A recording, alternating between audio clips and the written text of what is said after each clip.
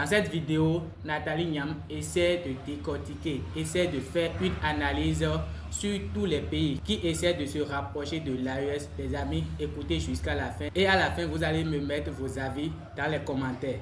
On commence. C'est pas l'uniforme qui fait le patriotisme. C'est ce qu'on a dans la tête, c'est ce à quoi on aspire.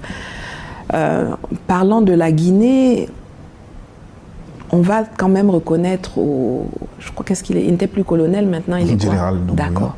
On va dire au général, on va lui reconnaître le fait que quand les pays de l'AES étaient menacés par la CEDEAO sous embargo, des embargos inhumains, des saisies de comptes complètement illégales, il a fait preuve de solidarité. Il ne leur a pas fermé le port, ça il faut le reconnaître et lui dire merci. Mais ça n'empêche pas que depuis qu'on le voit évoluer, on se rappelle quand même que c'est un ancien légionnaire de l'armée française qui est marié avec son officier traitant. Et aujourd'hui, quand on voit des militaires français et des agents français s'installer en Guinée, ce n'est pas fait pour faire évoluer la confiance. Quant au Gabon, bon, lui, il n'a jamais fait semblant de ne pas être de la France-Afrique. Le coup d'État du Gabon, l'arrivée du général Oligui, c'est le coup d'État typique de la France-Afrique. Quand vous regardez, c'est le coup d'État france-africain pour sauver le système france-africain, comme Damiba a été mis au Burkina Faso. Bon, lui, il n'a jamais fait semblant de vouloir être dans l'AES ou de vouloir être dans une dynamique de rompre avec la France-Afrique. D'ailleurs, il vient de mettre en place un gouvernement qui est rempli de France-Africains. Bon, c'est un no-brainer. Le Tchad, moi, quand je le regarde, je trouve que c'est assez illisible dans l'absolu. C'est assez illisible. Vous voyez, il fait des choses un peu à droite, un peu à gauche. Quand j'étais plus jeune, on disait qu'ils ont des comportements ondoyants et divers. On fait partir l'armée française, mais on ne donne aucun chiffre sur combien... Il n'y a pas eu de transparence dans le processus de départ de l'armée française. On savait tous que la plus grosse présence militaire française dans cette zone de l'Afrique, c'était au Tchad. Mais on ne donne aucun chiffre, on nous fait comprendre qu'en 3 jours, 5 jours, les gens ont pu partir.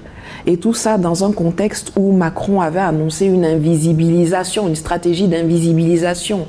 Donc il y a des choses qui se passent, et même si l'armée française était vraiment entièrement partie, aujourd'hui on sait que la DGSE et la CIA sont présents au Tchad, dans le lac Tchad. Donc, est-ce que c'est à l'insu du gouvernement tchadien ou est-ce qu'ils le savent?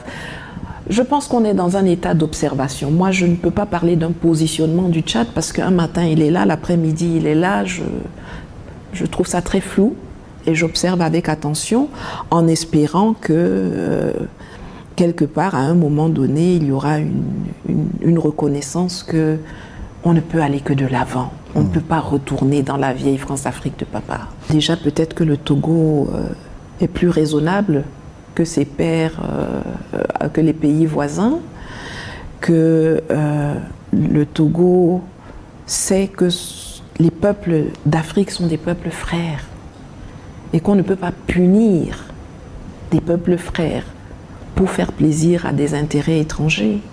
Je crois que quand on observe un peu la politique du Togo, on voit que c'est un pays qui a envie de s'entendre avec tout le monde en réalité. Et je pense qu'il l'a démontré, il l'a mis en œuvre dans ce qui concerne l'AES. Moi personnellement, sachant que les décisions au niveau de la CEDEAO se prennent à l'unanimité, j'aurais peut-être préféré que le Togo ne signe pas les sanctions pour ne pas venir les appliquer après qu'ils les bloquent déjà au niveau d'Abuja. Mais bon, ça n'a pas été fait, mais au moins, sortant d'Abuja, ils sont sortis en disant non, on ne va pas mettre ça en œuvre, on va continuer de traiter ses voisins pour ce qu'ils sont, à savoir nos frères. On ne peut pas... Vous pensez toucher des militaires, vous touchez les populations. Vous coupez le courant, vous saisissez l'argent, vous empêchez les gens de vivre. Mais c'est les populations que vous tuez. Est-il souhaitable que le Togo rejoigne l'AES comme le pays? Il est souhaitable que tout le monde rejoigne l'AES. Il est souhaitable que ce qui se passe à l'AES s'agrandisse. Alors effectivement, moi je suis pour que non seulement le Togo, mais beaucoup de pays rejoignent l'AES, mais on ne rejoint pas l'AES comme on rejoint un bar. C'est ce qui fait l'AES, c'est une vision de la façon dont doivent être gérés nos États. C'est une idéologie, c'est des valeurs en commun. Si c'est partagé, les gens sont les bienvenus, mais on ne peut pas... L'ancrage, vous avez parlé tout à l'heure du positionnement géopolitique de l'AES, il est clair. Ceux qui ne veulent pas se positionner auront du mal à rejoindre l'AES. Auront du mal. Mais je pense que c'est des choses qui doivent se faire, qui peuvent se faire. J'encourage tous les pays, le Togo en premier, à faire ce qu'il faut pour pouvoir agrandir cette famille qui est vraiment l'embryon de la vraie émancipation africaine. Je crois que je l'ai dit tout à l'heure, pour moi, ce n'est pas le nom qu'on donne au régime ou la nature du régime qui en fait sa qualité. Ce sont ses actions. Est-ce que le nouveau régime, le nouveau ancien, hein, parce que bon, il y a une continuité dans le changement ou le changement dans la continuité, je ne sais pas trop, mais c'est qu'est-ce que vous faites pour vos populations? Qu'est-ce que vous faites pour améliorer leur qualité de vie? Qu'est-ce que vous faites pour améliorer leur expérience, leur formation, leur quotidien? Vous pouvez être dans un régime parlementaire, je vous ai déjà dit, dictature, tout ce que vous voulez. Qu'est-ce que vous faites? C'est ça qui fait la qualité. Est-ce que ça va changer maintenant qu'on est en régime parlementaire? Est-ce qu'on va voir un boom? On est là, on va observer. Moi, je ne juge pas les gens sur leur enveloppe, je les juge sur les actes. Le Togo est un pays qui a 1000 ressources. 1000 ressources. Il n'y a aucune raison que les Togolais aujourd'hui n'aient pas le niveau de vie des Suisses. Il n'y a aucune raison. Travaillons donc pour qu'on y arrive, quelle que soit l'étiquette, le chapeau, l'uniforme, le costume que l'on porte. Travaillons pour les intérêts des populations, pas pour les intérêts d'une caste, pas pour les intérêts de l'étranger. Et travaillons-y sans complexe, parce que nous sommes dans un instant géopolitique qui nous donne des opportunités, mais qui a aussi beaucoup de dangers et qui ne va pas durer très longtemps. Donc il faut savoir les saisir rapidement. Moi, je suis toujours pour des solutions africaines aux problèmes des Africains. Ça, vraiment, au départ, je pense qu'on a tout ce qu'il faut pour trouver en nous les solutions à nos problèmes. Donc, je souhaite bonne chance au président Faure dans cette entreprise-là. Je constate cependant deux choses. La première, c'est que les Africains souvent n'aiment pas que ce soit d'autres Africains qui leur suggèrent des solutions.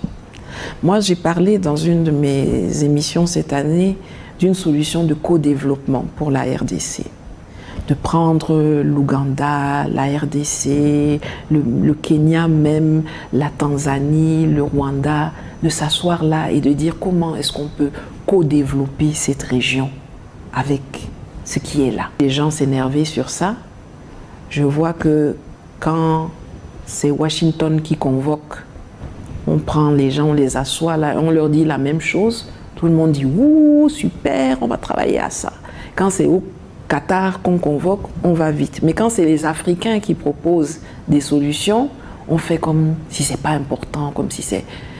Bon, donc c'est pour ça que je dis je souhaite bonne chance au président Faure.